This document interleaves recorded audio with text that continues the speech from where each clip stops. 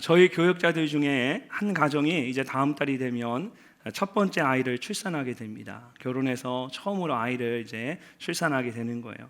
근데 두 분이 선남 선녀라서 어떤 아이가 태어날지가 참 기대가 됩니다. 근데 태어날 아이의 그 태명이 반짝이라고 해요. 반짝이. 그래서 아이의 이름을 이제 지을 때 거기에 별이라는 이름을 좀 넣고 싶대요. 아이의 태명이 반짝이니까 반짝반짝 하듯이 별이란 단어를 글자를 넣어서 이름을 짓고 싶다는 거예요. 여러분 어떤 이름이 좀 생각이 나십니까? 어떤 이름 지으면 좋을까요? 우리가 이런 얘기를 하다가 사역자들 이야기하다가 한 분이 그런 이야기를 하셨어요. 이런 제안을 했습니다. 그러면 별자 넣어서 이별 어떤가? 강이별. 그게 별로면은 그러면 그럼 별자 넣어서 별로, 강별로. 어떤 이름이 좋을까 함께 이렇게 즐겁게 대화하는 그런 시간을 좀 가졌어요. 세상에는 참 다양한 이름들이 있습니다. 사람들의 이름을 보면 다 제각기예요. 근데 또 놀라운 것은 그 이름과 그 사람이 잘 이렇게 매치가 돼요. 신기하게도 이렇게 보면 그 사람이 그 이름에 맞춰진 건지 그 이름이 그 사람에게 맞춰진 게 모일 정도로 이름과 그 사람을 보면 이렇게 매치가 되는 걸 보게 됩니다. 그래서 우리가 사람들의 이름을 굉장히 중요하게 여기죠. 여러분 성경에도 마찬가지입니다. 성경에 등장하는 이름들은 단지 부르기 위한 것만이 아닙니다. 이름이 그 사람을 대표하는 경우가 많습니다. 그 사람의 성품과 그 사람의 인생을 그 이름이 보여줍니다. 그래서 예수님께서도 시몬이라고 부르지 않고 베드로라고 이름을 바꾸어 주셨죠. 그의 인생이 바뀌었다라는 겁니다. 또 하나님께서 사울이라고 부르지 않으시고 그를 부르신 후에 그가 구원받은 후에 바울이라고 이름을 바꾸어 주셨죠. 그 이름이 바뀌었다는 얘기는 그 사람의 인생이 바뀌어진다라는 뜻입니다. 그래서 성경에 등장하는 이름은 저마다 그 이름의 중요한 의미를 가지고 있습니다. 오늘은 성경에 나오는 그런 많은 이름들 중에 가장 중요한 이름 예수 그리스도에 대해서 함께 말씀을 나누려고 합니다. 오늘 말씀을 보면 베드로와 요한이 기도하기 위해서 성전에 들어가다가 나면서부터 걷지 못한 한 사람을 만나게 됩니다. 그날만 성전에 들어간 것이 아니라 성경을 보면 반복되는 동작으로 표현하고 있습니다. 베드로와 요한이 제자들이 날마다 반복적으로 계속해서 성전에 가서 기도하고 예배한 겁니다. 자, 6절 말씀을 함께 한번 읽어보도록 하겠습니다. 베드로가 이르되 은과 금은 내게 없거니와 내게 있는 이것을 내게 주노니 나사렛 예수 그리스도의 이름으로 일어나 걸으라 하고. 아멘. 성전 미문에서 나면서부터 걷지 못한 사람이 그곳에 있었는데 베드로가 그에게 이렇게 말했던 겁니다. 그곳에 있던 그 사람은 구걸을 하고 있었습니다. 그런 그에게 가장 필요한 것은 금이나 은과 같은 물질이었을 것입니다. 근데 베드로는 그에게 금과 은은 내게 없지만 내게 있는 것, 그 나사렛 예수 그리스도의 이름을 너에게 주겠다라고 말합니다. 왜 베드로는 그에게 예수 그리스도라는 이름을 주고자 했을까요? 예수 그리스도 그 이름의 의미에 대해서 우리가 오늘 말씀을 통해서 함께 생각해 보기를 원합니다. 먼저 예수 그리스도 그 이름에는 은혜가 있습니다. 예수 그리스도 그 이름에는 은혜가 있습니다. 1절을 보면 제9시 기도 시간에 베드로와 요한이 성전에 올라갈세라고 이 배경을 설명하고 있습니다. 베드로와 요한이 이제 기도하기 위해서 성전에 올라갔습니다. 유대인들의 시간은 우리의 시간과 6시간이 차이가 납니다. 그래서 여러분 성경을 읽을 때 이렇게 제9시라고 말하면 거기에 6을 더하시면 됩니다. 제9시에 6시간을 더하면 오후 3시가 됩니다. 유대인들은 항상 하루에 3번 기도를 합니다. 우리 시간으로 오전 9시에 아침 기도를 하고 낮 12시에 두 번째 기도를 하고 오후 3시에 저녁 마지막 기도를 하게 됩니다. 이것은 유대인들이 꼭 지켜야 할 그런 종교적인 의무들 중에 하나였습니다. 그래서 구약 성경을 보시면 다니엘이 바벨론에서 포로로 잡혀가 있는데도 불구하고 창문을 열고 정해진 시간에 예루살렘을 향해 기도하는 장면이 나옵니다. 유대인들은 어렸을 때부터 아침 9시, 12시, 3시 기도하는 일들을 훈련받은 겁니다.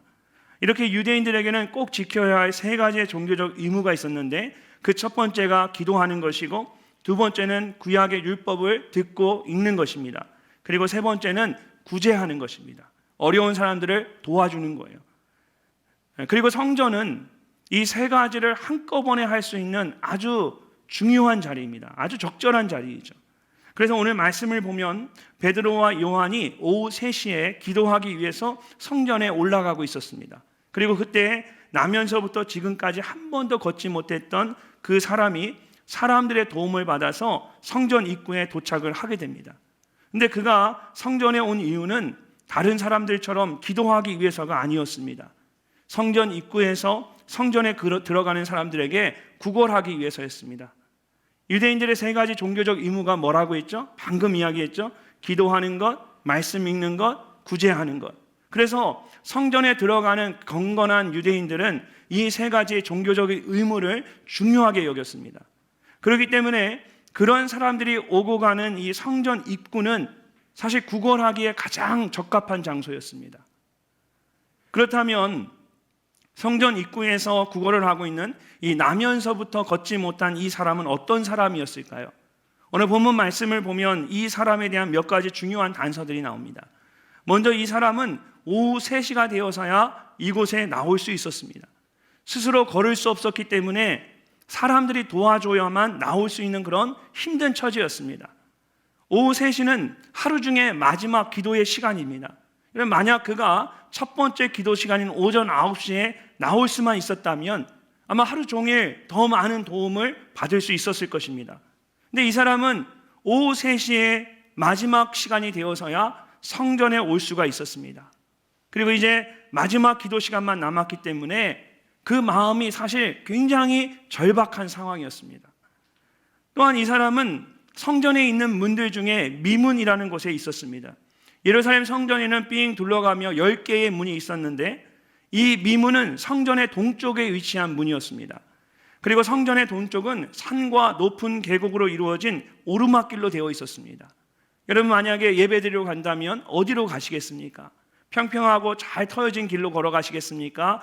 굳이 오르막길, 계곡과 높은 산으로 되어 있는 오르막길로 걸어가시겠습니까? 사람들이 많이 오고 가는 그런 문들도 있었을 텐데 사실 이 문은 그 위치와 여건 때문에 사람들이 많이 오지 않는 그런 문이었습니다. 사람들이 얼마 다니지 않는 한적한 미문에 그가 놓여지게 된 것입니다. 마지막으로 그는 나면서부터 한 번도 걸어본 적이 없는 사람이었습니다. 뒤에 4장 22절을 보면 이 표적으로 병 나은 사람은 그를 말하는 거예요. 40여 세나 되었더라. 그는 태어나서 지금까지 무려 40년 동안 한 번도 걸어본 적이 없었습니다. 뭔가를 힘써 해야만 하는 나이, 40대가 되면 남자가 뭔가를 하나 해야 되잖아요. 뭔가를 해야 하는 그런 할 수 있는 그런 나이에 여전히 그는 누군가의 도움 없이는 조금도 움직일 수 없고 아무것도 할 수 없는 정말 그런 처지 가운데 있었습니다. 그 마음이 얼마나 답답했겠습니까? 누구에게나 이렇게 절박하면서도 답답한 때가 있습니다. 뭔가를 하기는 해야 하는데 사실 아무것도 할 수 없는 때가 있습니다. 마치 깜깜한 동굴에 갇힌 것처럼 앞이 막막할 때가 있습니다. 우리가 함께 매일 묵상하고 있는 이 욥기에 나오는 욥의 인생이 바로 그런 대표적인 인생이라고 할 수 있습니다. 욥이 하나님께 그 마음의 원망을 털어놓지요. 이럴 거면 왜 나를 어머니의 뱃속에서 태어나게 하셨는가? 차라리 그냥 이 밤이 확 지나가 버렸으면 좋겠다. 내 가슴에 화살이 꽂힌 것과 같다. 자신의 인생에 대한 이런 욥의 탄식과 절망이 그의 답답한 마음과 절박한 심정을 그냥 그대로 보여주고 있는 겁니다. 여러분 누구에게나 이렇게 답답하고 절박할 때가 있습니다. 저에게도 당연히 그런 때가 있었습니다. 제가 지난주에 말씀드린 것처럼 2005년 여름에 허리케인 카트리나가 제가 공부하고 있던 뉴올리언즈를 지나갔습니다. 아니 치고 갔습니다. 강타했어요. 히트했다고 그러죠. 미국 역사상 가장 큰 태풍 중에 하나였습니다. 이 태풍이 불어오면서 물을 쏟아붓기 시작하고 파도의 그 바다의 물을 밀어붙여가지고 뉴올리언즈시를 보호하고 있는 두기 제방이 무너지면서 바다의 물이 역류해서 들어오고 하늘에선 비가 퍼붓고 그래서 도시 전체가 잠겨버렸어요. 그때 제가 옷가지 몇 개를 챙겨서 2시간 정도 떨어진 그런 도시에 대피를 했어요. 제가 항상 그 2시간 떨어진 내륙 도시에서 사역을 하고 있었는데, 그래서 매년 보면 여름이 되면 한두 번 정도, 한두 번 태풍이 와요. 그래서 이번에도 그러려니 하고 그냥 간단한 옷까지 챙겨서 매주 주말 사역하러 가듯이 그냥 아이들 데리고 갔다가 사역하고 돌아올 생각으로 그냥 가벼운 마음으로 집을 나선 거예요. 근데 그렇게 집을 나서고 나서 1년 동안 돌아오지 못했어요. 1년 동안 나그네 생활, 피난민 생활, 그런 생활을 하게 된 거예요. 그때 제가 이제 박사과정을 막 시작했을 때였습니다. 첫 번째 학기가 시작하고 8월에 시작했는데 한 달 만에 학교가 문을 닫아버린 거예요. 뭐 그 당시에는 온라인으로 공부하는 그런 것도 아무것도 없었죠. 그냥 앞이 막막했습니다. 난생 처음 줄을 서서 구호 물품이라는 걸 받아봤어요. 구호 물품을 받는데요, 자, 사람이 그렇게 점잖았던 분들이 구호 물품 받는데 사람이 눈이 막 너무 무서운 거예요. 달라지더라고요. 더군다나 저희는 이제 그곳에 사역을 하고 있었기 때문에 저희가 사역하던 교회가 함께 그 피난민들을 도와주는 일들을 했어요. 이재민들을 도와주는 일을 했어요. 그러다 보니까 나도 지금 물에 잠겨서 나도 피난 왔는데 나도 이재민인데 제가 그분들을 다 도와주고 섬겨야 되는 거예요. 쉴 새 없이. 교회 안에 사람들이 거기에 이제 자리를 깔고 거기서 임시로 지내시고, 참 힘들고 고단한 시간들을 보냈어요. 그러면서 지낼 곳이 없어서 그곳에 있는 성도들의 집을 조금씩 옮겨 다니면서 한두 달을 계속 그렇게 다니면서 생활을 해야만 했습니다.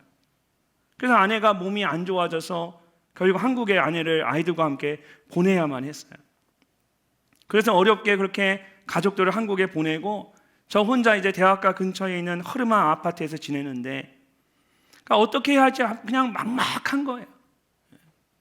박사과정을 막 시작했기 때문에 포기할 수도 없었고, 이제 와서 제가 다른 곳으로 학교를 옮기는 것도 이게 쉽지 않았습니다.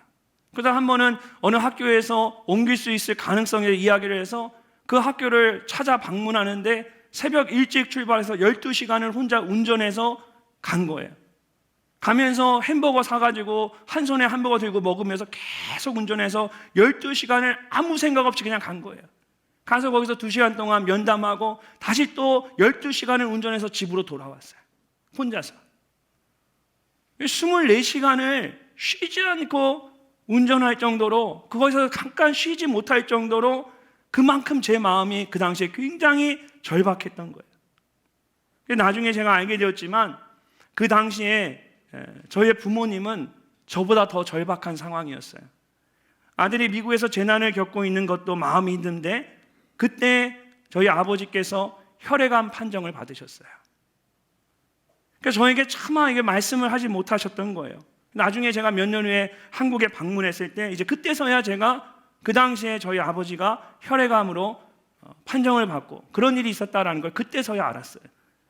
얼마 전 저희 아버지가 그때 이야기를 하시면서, 그때 말씀을 하시면서 당시에 정말 캄캄한 동굴 속에 갇힌 것 같았다라고 말씀하시는 걸 들었습니다.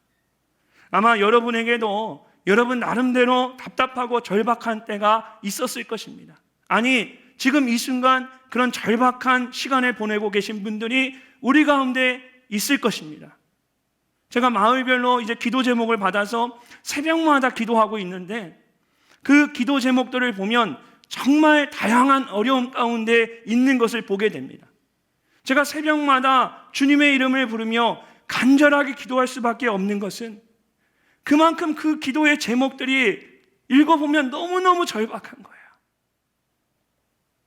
오늘 우리 찬양하면서 은혜 아니면 나서지 못하리라는 찬양했지요.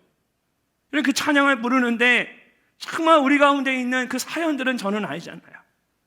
오늘 은혜가 아니면 하나님 앞에 나와서 예배하지 못하는 그런 절박한 심정을 가지고 예배하시는 성도님들이 있어요.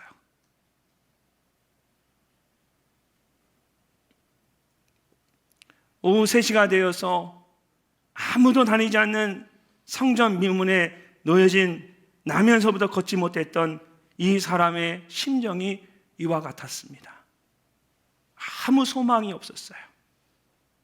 무엇을 해야 할지 생각이 안 났어요. 그저 오늘 하루 끼니를 해결할 수 있을까? 그의 고민의 전부였을 겁니다. 절박한 마음으로 구걸을 하며 앉아있을 때 성전에 들어가던 두 남자가 자신의 앞에 서서 뚫어지게 쳐다보는 겁니다. 보통은 사람들이 자신의 눈을 피해서 그냥 급히 서둘러 지나가는데 이상하게 이 두 사람은 걸음을 멈추고 자기 앞에 서서 자기를 주목해서 바라보는 거예요. 그에게 뭔가 좋은 것을 받을 수도 있겠다라는 그런 기대감이 마음에 생겼습니다. 그래서 우리를 보라는 그 말에 무엇을 주려고 하나라는 큰 기대감을 가지고 그들을 바라봤어요. 그런 그에게 베드로가 말합니다. 은과 금은 내게 없으나 내게 있는 이것을 내게 주노니 나사렛 예수 그리스도의 이름으로 일어나 걸으라. 이 말과 함께 베드로가 그의 오른손을 잡아 일으켜 세웠습니다.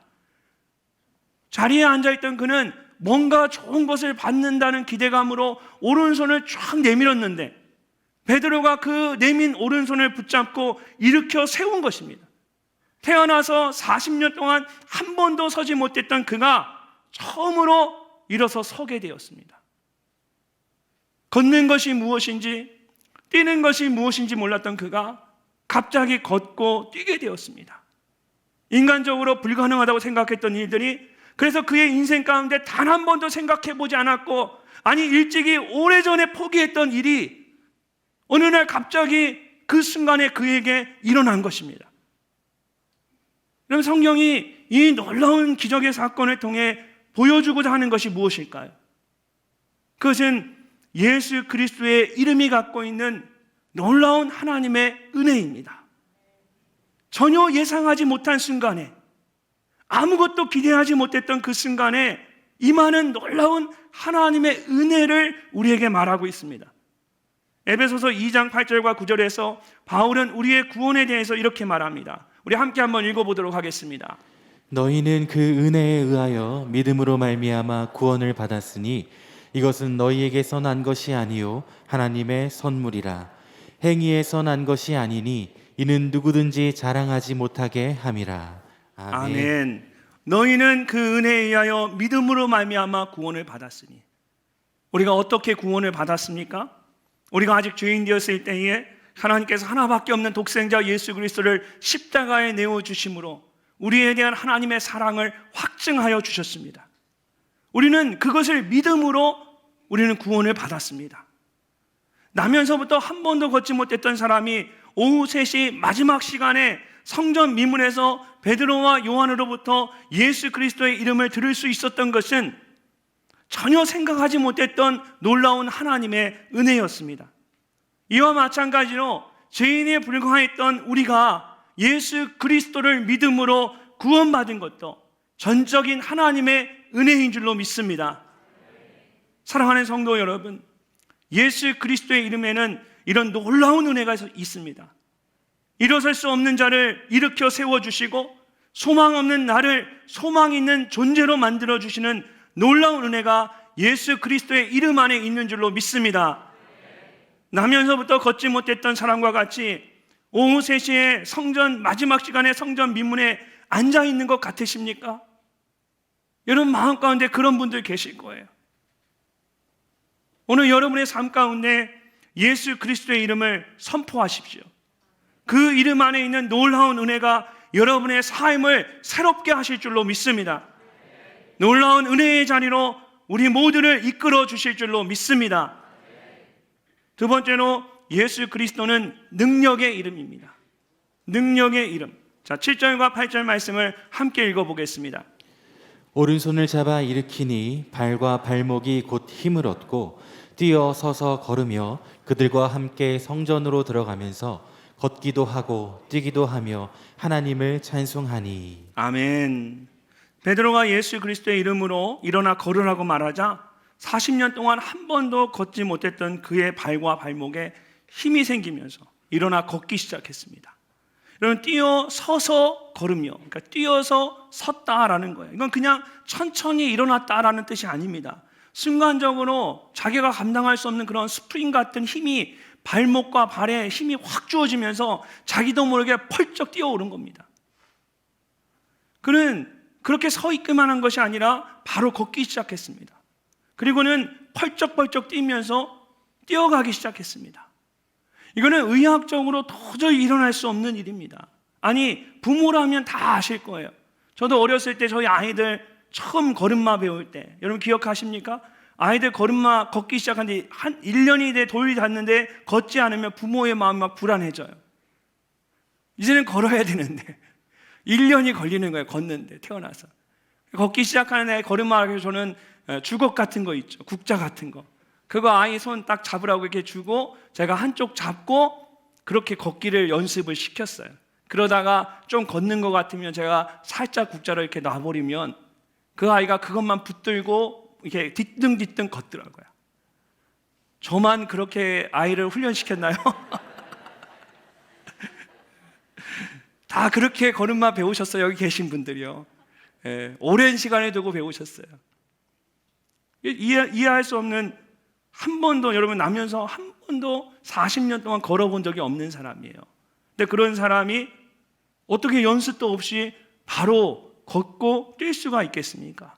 이 불가능한 일이 그냥 일어난 거예요. 성전에 있던 사람들이 이 모습을 보고 크게 놀랐습니다.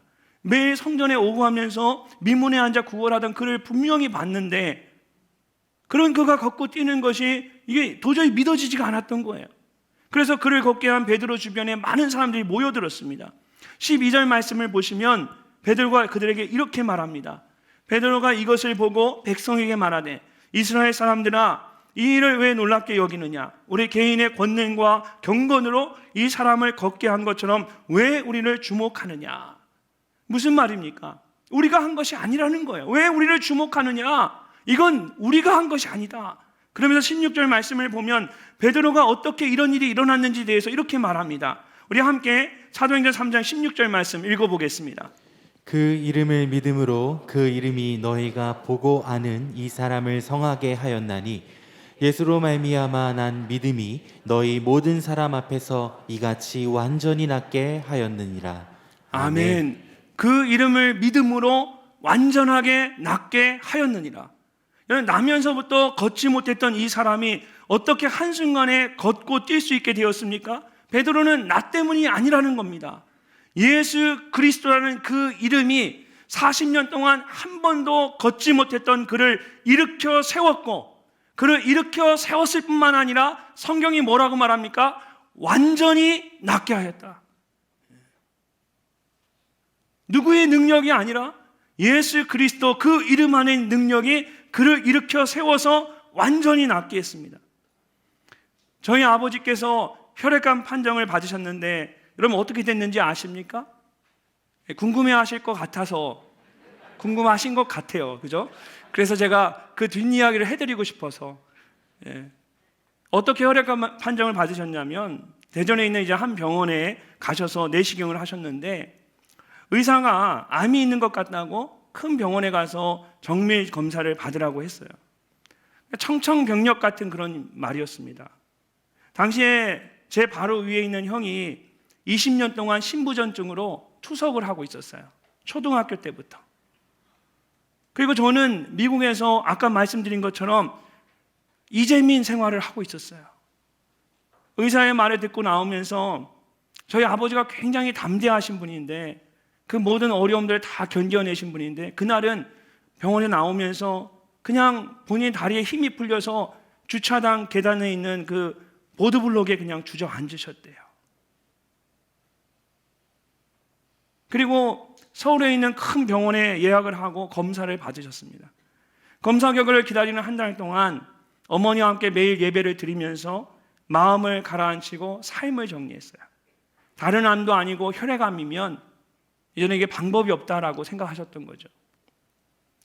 그리고 어머니와 함께 이제 검사 결과를 이제 한 달 후에 보러 갔는데 의사가 그 앞에 앉아 있는데 의사가 아무 말도 하지 않고 그냥 모니터만 쳐다보는 거예요. 계속 모니터에 있는 사진들을 계속 한 장씩 넘기면서 고개를 갸우뚱거리고, 이제 앞에 앉아 있는 사람의 심정을 좀 의사들이 좀 아셨으면 좋겠어요. 그 저희 아버지 마음이 이렇게 넘기면서 갔던 거니까 아버지 마음 속에는 말은 안 하지만, 야, 저기도 암이 전이가 됐나 보다. 저기도 됐나 보다. 마음이 굉장히 불안한 거예요. 그러니까 한참을 사진만 보다가 의사가 신중하게 검사 결과를 말했습니다. 선생님, 사진상으로 보면 분명히 암이 있었던 흔적은 있는데 현재는 암이 하나도 보이지 않습니다. 앞으로 정기적으로 검사만 하시면 될 것 같습니다. 이 시간부로 암 환자 명단에서 선생님 성함을 빼드리겠습니다. 옆에 서 계시던 저희 어머니가 너무 기뻐서 밖으로 뛰어나가서 저희 고모님이 함께 오셔서 밖에 기다리고 있었는데 사람들이 있는 그 자리에서 저희 어머니가 너무 기뻐서 고모! 하나님이 고쳐주셨어요! 라고 확 소리를 지르신 거예요. 저는 이런 일이 있었던 것을 몇 년 후에 한국에 방문했을 때 그때 비로소 듣게 되었습니다. 태풍 피해로 인해서 어려운 생활을 하고 있던 저희에게 일부러 숨기셨던 거예요. 그때 오랜만에 저희가 한국에 왔기 때문에 대전에서 이제 아버지가 검사받았던 그 병원에 가서 저희도 이제 종합검진을 받았어요. 근데 의사 선생님이 검사받고 나서 결과를 이야기하는데 저희 부부랑 대화를 해야 되는데 저희 부부에겐 이야기하지 않고 그분의 관심은 오로지 저희 아버지에게 있는 거예요. 그래서 막 저희 아버지 계속 이야기를 뭐라고 하냐면 어르신, 그때에 제가 절대로 오진하지 않았습니다. 분명히 암이었습니다. 그러니까 이분은 어떻게 해서든 자기가 정말 그 자존심이 상하는 거죠. 실수하지 않았다, 내가 잘못하지 않았다는 걸 어떻게 해서든 자기가 그걸 이제 증명하고 싶었던 거예요. 근데 그때 저희 아버지의 그 대답을 제가 지금도 잊을 수가 없어요. 저희 아버지가 뭐라고 말씀하셨냐면 저는 선생님이 오진했다라고 생각하지 않습니다. 미국에서 공부하고 있는 제 아들 부부입니다. 만약에 선생님께서 오진했다, 또 잘못했다 제가 생각한다면 제가 제 아들 부부를 선생님께 데려왔겠습니까? 제가 암이었던 것은 분명합니다. 그런데 하나님께서 그것을 고쳐주신 것입니다. 태어나면서부터 한 번도 걷지 못했던 이 사람은 베드로와 요한에게 그냥 동전 몇 개라도 받을 것을 기대했을 것입니다. 하지만 베드로는 단지 하루를 버틸 수 있는 동전 몇 개가 아니라 그의 근본적인 문제를 해결해 줄 수 있는, 그의 인생을 바꿔놓을 수 있는 예수 그리스도, 그 이름 안에 있는 놀라운 능력을 주고자 했던 것입니다. 마가복음 16장을 보면 예수님께서 하늘로 올라가시기 전에 제자들에게 마지막 이렇게 말씀하셨습니다.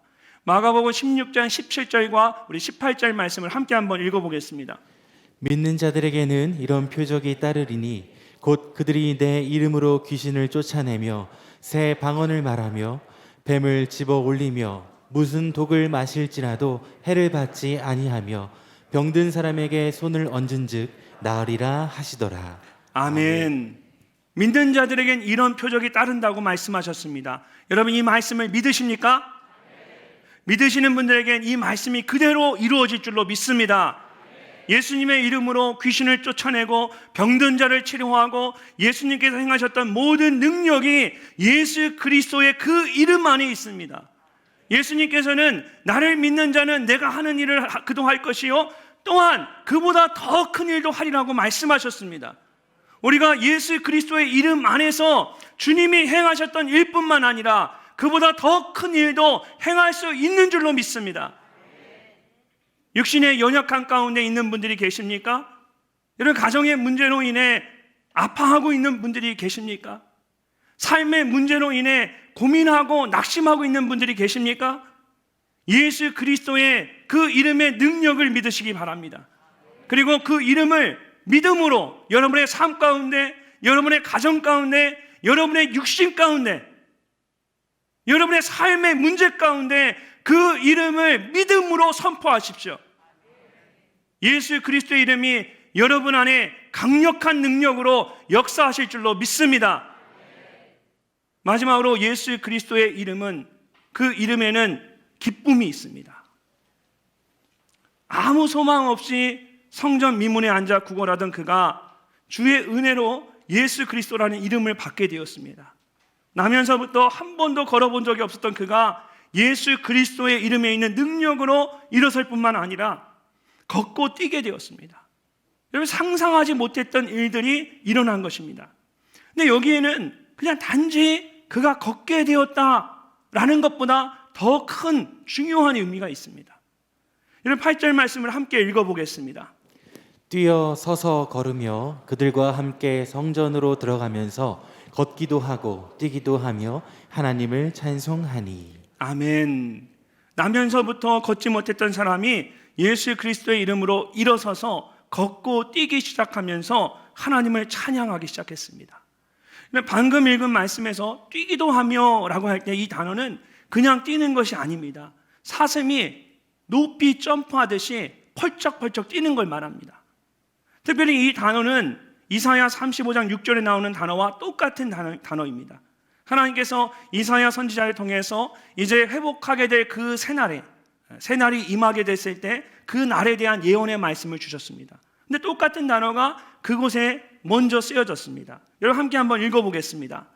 그때에 저는 자는 사슴같이 뛸 것이며 말 못하는 자의 혀는 노래하리니 이는 광야에서 물이 솟겠고 사막에서 시내가 흐를 것임이라. 아멘. 그때에 저는 자는 사슴같이 뛸 것이며, 오늘 말씀에 이제 나면서도 걷지 못했던 자가 뛰며 걸어가는 모습이 바로 이 모습이에요. 여러분, 이사야 선지자가 하나님의 영광이 임하는 새날의 기쁨을 선포하면서 동일한 단어를 이미 사용했습니다. 그리고 하나님께서는 의도적으로 이제 사도행전을 기록하게 하면서 오늘 본문 말씀에 이사야서에 나오는 그 새날에 대한 말씀을 의도적으로 그 표현을 그대로 사용하게 하신 거예요. 여기에는 중요한 영적인 의미가 담겨져 있습니다. 먼저 그가 이렇게 기뻐한 이유가 무엇일까요? 처음으로 걷게 된 것 때문에? 그것 기쁜 일이죠.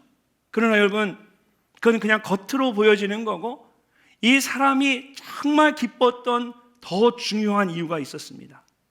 8절 말씀을 다시 보시면 그가 뛰어서서 걸으며 그들과 함께 어디로 들어갔습니까? 성전 안으로 들어갔어요. 성전 안으로 들어가면서 걷기도 하고 뛰기도 하고 하나님을 찬양했어요.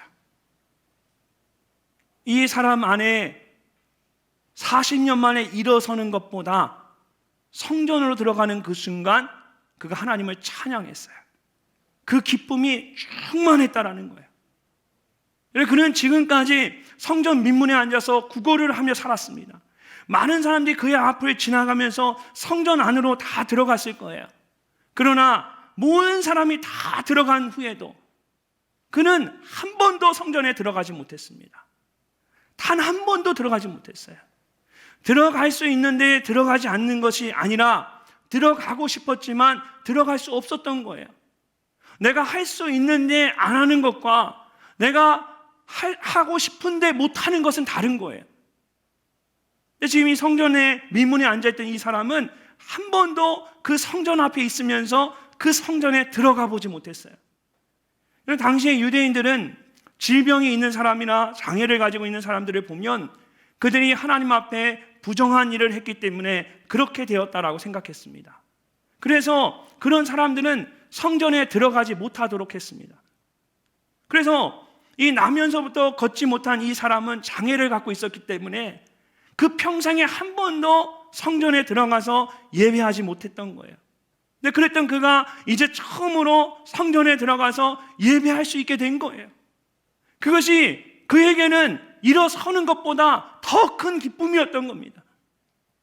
사랑하는 성도 여러분, 우리가 매번 매 순간 우리가 원할 때 정해진 시간에 나와서 예배하는 것이 얼마나 큰 기쁨인지 모르겠습니다. 저와 여러분에게도 이 사람과 같은 하나님의 성전에 들어가 예배하는 일이 가장 큰 기쁨 되시기를 주님의 이름으로 축복합니다. 바울은 항상 기뻐하라, 쉬지 말고 기도하라, 범사에 감사하라고 했습니다. 항상 기뻐하라는 것은 모든 상황 속에서 기뻐하라는 것입니다. 기뻐할 수 있을 때만 기뻐하는 것이 아니라 이제 기뻐할 수 없을 때에도 기뻐할 수 있어야만 우리가 항상 기뻐할 수가 있습니다. 여러분, 우리가 어떻게 하면 그렇게 기뻐할 수 있을까요? 빌립보서 4장에서 바울이 이렇게 말합니다. 우리 함께 한번 읽어보겠습니다. 내가 궁핍함으로 말하는 것이 아니니라. 어떠한 형편에든지 나는 자족하기를 배웠노니 나는 비천에 처할 줄도 알고 풍부에 처할 줄도 알아. 모든 일 곧 배부름과 배고픔과 풍부와 궁핍에도 처할 줄 아는 일체의 비결을 배웠노라. 내게 능력 주시는 자 안에서 내가 모든 것을 할 수 있느니라. 아멘. 자족한다라는 말은 스스로 만족한다라는 뜻입니다. 우리 교회 지하 3층에 가면 자가 발전기가 있습니다. 그래서 교회가 전기가 어떤 일로 인해 끊어지게 되면 지하 3층에 있는 자가 발전기가 발전을 해서 전기를 만들어서 우리 교회 전기를 계속해서 공급합니다. 자족한다라는 것은 자기의 마음 가운데 자가 발전기를 가지고 있는 것과 똑같습니다. 어떤 환경에서도 스스로 기뻐할 수 있는 일체의 비결, 이 자가 발전의 비결을 배웠는데 그게 무엇입니까? 내게 능력 주시는 자 안에서 내가 모든 것을 할 수 있느니라. 바로 예수 그리스도 안에 있을 때 내가 모든 것에 감사하고 기뻐할 수 있다라는 겁니다. 예전에 제가 사역하면서 계속해서 선교지를 다니시는, 그러면서 순회 선교를 하는 다니엘 김이라는 선교사님을 초청한 적이 있습니다. 아마 그분의 책을 읽어보신 분들이 계실 거예요. 철인이라는 책을 쓰셨는데 제일 먼저 이 철인이라는 뜻이 바로 그런 겁니다. 365일 계속해서 이분은 선교지를 다니십니다. 그래서 집회를 초청해서 집회를 했는데 그분이 호텔을 잡을 때 호텔에 체육관이 달리기 할 수 있는 공간이 있는 곳을 잡아달라고 하더라고요. 근데 알고 보니까 이분이 늘 세계를 돌아다니니까 갈 때마다 시차에 맞춰서 생활하면 너무 힘든 거예요. 시차가 계속 바뀌니까. 그래서 자기가 운동을 끊임없이 1시간, 2시간씩 매일 뛰어야만 그 시차의 간격들을 이겨낼 수 있는 거예요. 그냥 가면 그 시차에 그냥 딱 맞춰서 살아갑니다. 또 다른 곳에 가면 또 그 시차에 맞춰서 살아가고. 그러니까 체력이 아주 좋아야 되는 거예요. 그분이 집회를 하는데 한 청년이 그분에게 질문을 했어요. 그러니까 워낙 사역을 쉬지 않고 하니까 청년이 궁금했던 거예요. 선교사님, 그렇게 계속해서 선교지를 다니시면 영적으로 지칠 때가 있지 않으십니까? 혼자서 그것도 계속 움직이시는데 그러면 어떻게 항상 기쁨으로 사역하실 수가 있으십니까? 선교사님이 이렇게 답변을 했습니다. 선교지를 다니는 것은 정말 외롭고 힘든 일입니다. 그래서 저는 날마다 예배의 자리로 나아갑니다. 빈잔을 가지고 가서 예수 그리스도로 그 잔을 가득 채웁니다. 그리고 그 힘으로 또 살아갑니다. 여러분, 20세기 최고의 복음주의 설교자라고 하는 마틴 로이드 존스 목사님은 그리스도를 알기 전에는 진정한 기쁨을 알 수 없다라고 했습니다. 예수 그리스도만이 진정한 기쁨의 근원이십니다. 오늘 여러분의 마음이 예수 그리스도로 가득 채워지시기를 바랍니다. 그래서 어떤 상황 속에서든 기뻐할 수 있는 이 자가 발전기를 가지는 여러분들 되시기를 주님의 이름으로 축원합니다. 초대교회 가운데 여러분 오늘 본문에 나오는 이 기적의 사건만 있었겠습니까? 제자들이 예수님이 하셨던 그 행동들을 다 똑같이 행했습니다. 그러니까 초대교회 가운데 이보다 더 많은 기적들이 일어났었어요. 근데 성경은 특별히 사도행전은 나면서부터 걷는 자가 일어서서 걷는 것 같은 이 치유의 사건은 오직 이 사건만 사도행전에 기록하고 있어요. 그리고 이 사건이 기록된 시점도 초대교회가 막 시작되는 그 첫 순간에 가장 먼저 이 사건이 기록되어 있다라는 거예요. 여러분 왜 그럴까요? 왜 성경은 하나님은 이것을 이곳에 기록하고 계실까요? 전원자가 뛰는 것과 같은 이 기적의 사건은 이사야서 말씀을 통해 말씀하신 것처럼 새로운 시대의 시작을 의미하기 때문입니다. 하나님은 지금 그걸 말씀하고 계신 거예요. 나면서부터 한 번도 걷지 못했던 자가 일어서는 것도 기쁜 일이지만 하나님은 이 사건을 통해서 이제 초대교회를 통해 이 땅 가운데 행하신 새로운 일들을 보게 하시는 거예요. 이제 새로운 시대가 시작되었음을 말씀하고 계신 거예요. 예수님만이 우리의 능력이 되시고 우리의 기쁨이 되십니다. 예수 그리스도 안에 예수 그리스도만이 우리의 소망인 줄로 믿습니다. 우리가 삶의 어려움 가운데 있고 코로나로 인해서 오랜 시간 어려운 시간을 보내고 있지만 여러분, 위드 코로나가 우리의 소망이 되어서는 안 됩니다. 우리가 힘든 시간을 오랫동안 보내고 있지만 하나님께서 예수 그리스도의 이름으로 우리를 일으켜 세우시고 우리의 삶과 가정 가운데 또 우리 교회와 이 땅 가운데 새로운 일을 행하실 줄로 믿습니다. 이번 한 주간도 삶의 자리에서 예수 그리스도의 이름을 담대히 선포하시는 우리 모두가 되시기를 주님의 이름으로 축원합니다.